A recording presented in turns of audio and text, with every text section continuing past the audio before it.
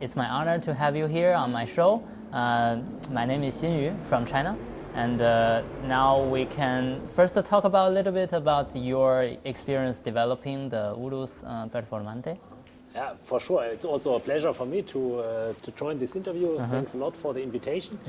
I mean, the development of the Urus Performante was really an incredible experience because, I mean, to have the Urus standard was already, let me say, a car that has really a huge potential on performance. And to raise the bar again, to make a car even more performance oriented and also more fun to drive, it was really a very cool experience. Right. So from what I learned is that aerodynamics is improved, and the four-wheel drive system is also improved, and even the downshift time is shortened.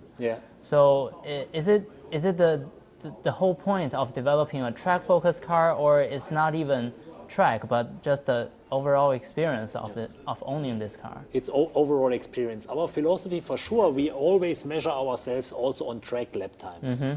Even if we don't do not with all the cars, any record, anyhow, we are measuring ourselves on our benchmark tests, tracks, and we want to have always a car that has a real performance. But it's not enough. I mean, from our Lamborghini philosophy point of view, we always try to make the best customer experience. Means we want that the customer can enjoy the car every day on a mountain road when he drives to the beach. So really a 360-degree approach, not only focusing on this one single fast lap that only probably in some cases a race driver can really achieve. This is not the target, because at the end of the day, you know, Lamborghini always is not selling any mobility or something. We're selling dreams, and this dream has to satisfy the customer every day. Right, cool. So one really surprising feature to me is the rally mode, because at least from my knowledge, no other cars has ever used this word for a mode. And tell me something special about rally mode against your normal Strada, Corsa, and Sport mode. I mean, this was exactly also the reason. I mean, it's nice also to hear to get from you this feedback, because this was also the idea behind. Because we wanted to, first of all, we recognize that it's more than track performance. So the Urus Performante is a car perfectly really to enjoy the driving pleasure. And especially on low grip surface, we recognize, oh wow, this car is really amazing. And then we say, but we really have to highlight that it's not an off-road thing. It's really a rally in the sense of you can drive fast, you have movement of the car, you can drift with the car. So really the pure driving fun. And therefore we call it at the end of the day rally mode, because we wanted to underline that is nothing standard, exactly what you mentioned. Does it mean if you are going rally, the top speed is not what you are after, but rather the dynamic of the car, then even make it softer so that it can shift the weight front and rear? I mean, at the end of the day, the setup of the rally mode is really exactly like this.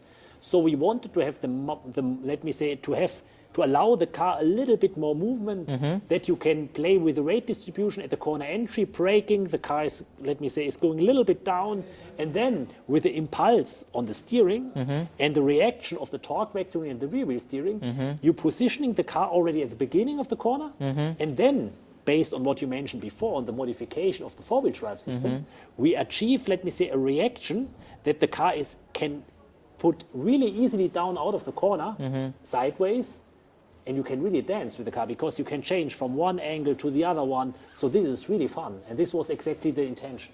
I see.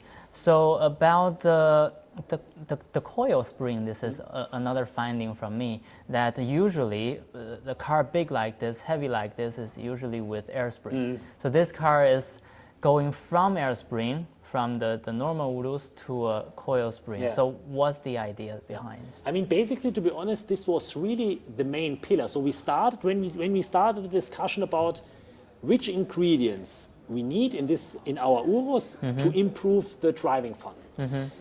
We say, okay, the main thing is to have a really direct feedback from the car to the driver. The steel spring or the coilover has really a big advantage because of its linearity. So you can better control the road loaders And at the end of the day, the dynamic wheel loads or road loads, they define, let me say, how you can use the tire. And it allows you to have a better coupled body to the wheels. So the feeling is much more direct. And we say, for sure, it's a compromise. On one hand, it's clear. I mean, the air suspension is also advantages regarding exactly this decoupling. Yeah, you can raise and lower down. Right height, but also the decoupling. You never achieve with the steel spring this kind of filtering effects like comfort. the air suspension. Yeah. Right. But therefore we say, if we want to have a driver's car, and the Urus Performante should be really the car for the driver that wants to enjoy the driving experience. Yeah. There is nothing better than a real steel spring. I see. But to relax you regarding the comfort, for sure the comfort is not on the same level that with the Urus S or the Urus standard Urus. But since we have chosen semi-active dampers, so in Strada, the calibration, we reduce as much as possible the damper forces so that you have still an acceptable, let me say, comfort, because 90% of our customers nevertheless use the car on a daily business on the public road. Yeah, daily driving. Yeah.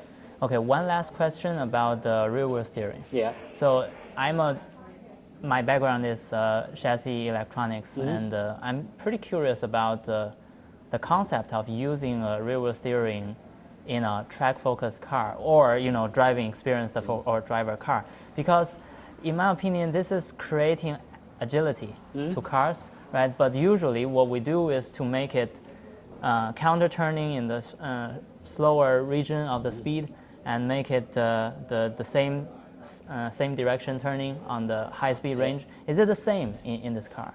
It is the same, but it depends on the specific mode and on the specific condition in which the car is at the moment. And also the system is intelligent enough to understand what is the driver wish, which driving style the driver at the moment wants to have. Okay.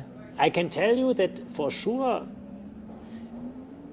you have to have spent a lot of application effort, especially in combination with all the other active systems, I mean the active anti-roll bar and the torque vectoring rear differential, to have a homogeneous driving behavior. Because in the past there were some examples, I will never say any negative example, but I mean there were cars, especially 10 years ago, when there was a kind of coming back, a renaissance of the rear wheel steering. I mean it was already in the 90s, but then it was forgotten, and then in the last 10-15 years it was a comeback. Yeah.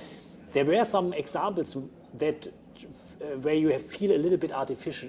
The driving behavior was artificial because you had the feeling that the rear is doing something that was not consistent with your expectation. And we spent really hours, days, weeks, months in the car in different conditions, snow, gravel, to avoid exactly this and to perfectly align also with the tire. Because I mean, if you want to use the full potential of the car, you have to go really the chain by chain, to say, okay, now I have really, let me say, a homogeneous, a consistent driving behavior. Okay, so that means your input is not just the velocity, but also lots of different... Lateral acceleration, also, let me say, in some situations also the brake pressure, and let me say the longitudinal acceleration. The driving mode, for instance, in the rally mode, what we discussed before, we use explicitly the rear wheel steering also to initiate a little bit, let me say, the turning in, that then we can manage with the torque vectoring. So it's a very, let me say, multiple parameter optimization, let me say, and you can imagine if you have such a huge number of parameters, your application effort is quite huge, and you have to do it, because otherwise you have a kind of artificial perception that for sure we don't want at all, because at the end of the day the customer or the driver should not recognize anything. He only should recognize, wow, this car generates amazingly driving fun. Yeah, try to leave behind what's happening under the hood and just give exactly. a very clear, intuitive experience. Yeah. Such a fascinating story behind the engineering of this car. I mean, this is I could speak for hours. I mean, about this, because it's also so interesting. I mean, to see which detail you have to adjust and how many possibilities you have. Yeah, great, fascinating story. Thank you very much on my show. Thanks a lot. We'll talk later. Yeah. Thanks. See you. Yeah, bye. Bye.